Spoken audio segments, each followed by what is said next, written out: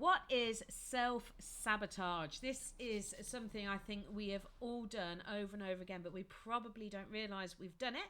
Probably don't realise we're doing it. And I think that when we go through the list of what is self-sabotage and some ways you can overcome it, I think you're going to be quite shocked, actually, because I am, when we've literally just been prepping for this video. So, Lydia, what is self-sabotage? It is behaviours and thought patterns that basically hold us back. Okay. Yeah, and they prevent us from, well, basically moving forward and doing positive things, really, and not being very kind to yourself, actually, as well. So this comes back, and we'll put the links to the other videos into values, self-worth, self-esteem, self-worth, not thinking you're good enough, probably a bit of imposter syndrome, of like you don't think you're worthy. Yeah. So what kind of behaviours would we display, or how could you recognise self-sabotage in someone else, I guess is the question. There's so many. Behaviour-wise, there's people-pleasing, pleasing others, being too nice, over-apologising. I know it's so many. I mean, I used to be, I actually, saying that, I still occasionally do it now and again, when I say sorry and I'm like, what am I doing? Why am I apologising? And I have a little check-in with myself. I'm like, why did you just apologise? And I'll say it out loud now. I'll go, why have you just apologised for that? Like, if something, say, falling off the side, it's an accident. It's like, why am I apologising? Yeah. It's an accident. It's very ingrained in our culture, that is, isn't it, as well? It's like you walk past something, and I was, where was I the other day? I was at a door the other day, and I was just stood there, and someone wanted to get by, and they said sorry. I thought, why are you saying sorry? Just go by. Yeah. They hadn't done anything wrong, and they apologised. I thought that was a really strange thing to do, because I wasn't in their way, and they weren't in my way. Stuff like not having boundaries. And knowing what your boundaries are. Yes. There's another one, learning about boundaries. So that's quite another one to. There's so many. I mean, it's like, example, obviously with my job, I've got clients that self-sabotage with nutrition. They'll do it. They'll be doing really well, and for some reason they'll go into their head and be like, "Oh, I'm just gonna," for some reason, eat something, and then they go off into a cycle of binging, basically. So it's so almost like fall off the wagon. Like go for, rather than having a treat, rather than having a slice of cake, they'll eat the cake. And then going back to yourself and going, one, why am I doing that? Is it something to do with not eating enough? So it could be to do with not eating enough, or is it to do with something in the mind? So it's always a thing to learn when I'm training people. Because people always think with training, it's just you train, but you don't. There's more to it.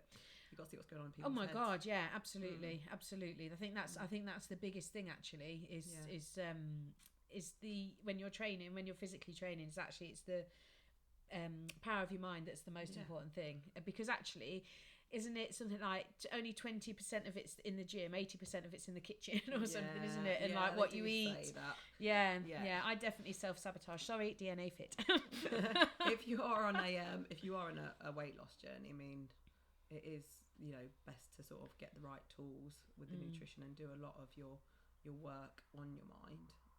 But obviously you need to do both. You need to figure out the food as well as what's going on in the mind. So it's not just easy as that, just go and exercise it and eat healthy. It's a lot more to it than what you realise to get you on a good path. It's a mix of everything, isn't it? Because it comes down to what you eat, what you do, how you sleep, who surrounds you, what's going on in your mind. It's lots of other things, isn't it? So what other behaviours would we demonstrate? So we talked about self-sabotage in the sense of, if you're training, you suddenly eat the whole cake and not a cake. We've talked about over-apologising, being too kind. Yeah, I know. What do you mean by that? Overly nice. Yeah. So like sickly sweet. Yeah, I guess so. Yeah. So some people that we think are being really, really nice are perhaps self-sabotaging. Yeah, it could be. I don't know. Maybe we need to check on that one, because again, if it's one of your values to be nice, it's one to think about. Yeah. I don't know. It depends. I guess if every time they're nice, it's a detriment to themselves. If they're just nice so they win, but I think you'd see through that quite quickly. It's people pleasing, isn't it? Yeah. That's the being too nice. So basically people pleasing can be too nice because you're doing something that isn't not something you actually want to do, but you're doing it anyway, if that makes sense. Yes, that makes absolutely perfect sense. So it's like you're being invited out for, as an example, you're being invited out to, I don't know, go skinny dipping in the local river, and you won't say no. You just go along with it because you don't want to be seen as the one that won't go or doesn't go. You just go along with it, even though actually it's against everything you want to do. You can't swim and you don't like being naked, but you just go along with it anyway. So I know that's a bit of a dramatic example, but that's a really good that's a really good one. I like that. But I can see what you mean. It's the ones. It's when you go along with stuff because you're just nice, and actually you don't have a voice and you don't want to say. And there are different things. Sometimes I'm just like, I just go with the flow because I can't be asked because I've got so much other things going on in my life. I'm like, whatever, I'll just do that. It's fine. But other times, but that's the things that I'm happy to do. If I don't want to do something, I just won't do it. But I can see what you mean now. It's like just people pleasing, just going along with it. I guess that can be seen as just going for an easy life, but I see why it's not going for an easy life, because actually if you're doing something you don't want to do, you can potentially be putting yourself in a very uncomfortable situation that you're not comfortable with because you're too scared to say no. Or you say yes to everything and end up cancelling all the time, so it kind of backfires on you. So rather than just say no in the first place, everyone moves on, you say yes, and then let everyone down at the last minute. So that's quite a big. Yeah, it's quite a big one again. Quite a big one, isn't it? Yeah. There's so many different formats. Yeah. Stuff like even binge drinking, like stuff like that. That's the self-sabotage, all that sort of stuff as well. But yeah, just getting into those it's a bit like bad habits though, isn't it? Self-sabotage. Yeah. Can be a little bit like that. And I think as well, it's when you really don't think you're worth, whatever it is, you're not worthy of it. So I don't know, perhaps if you've been given a promotion at work, or that's probably a good example. You've been given a promotion at work because actually your peers and your bosses believe that you can do it and you don't. So instead of just standing there and saying, actually I'm perhaps my self-esteem's a bit low and actually I'm not sure about this, you go for it, but in you actually destroy it. Because you can't tell them that you don't want to do it, and you don't feel you've got imposter syndrome. But yes, I was going to say that.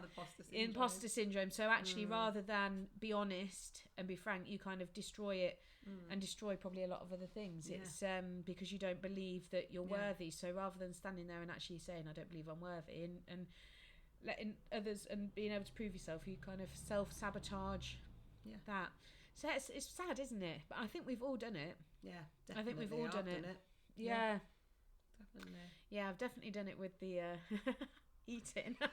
I've done it. I've been there. I've worn the t-shirt. Yes, I've learned the hard way. I've had to grow from it. And, worn the t-shirt. But as with everything that we talk about, I think the main key point is when you recognise you're doing these behaviours, or you recognise that I've got an issue with my self-esteem or something like this, that's actually half the battle. It's once you realise that you are doing things to sabotage yourself, your future, your own self-worth, your values, your soul, that is the key turning point, isn't it? Because once you realise that, because there are an awful lot of people out there, and I think we've both got these types of people in our lives, and that's not a bad thing.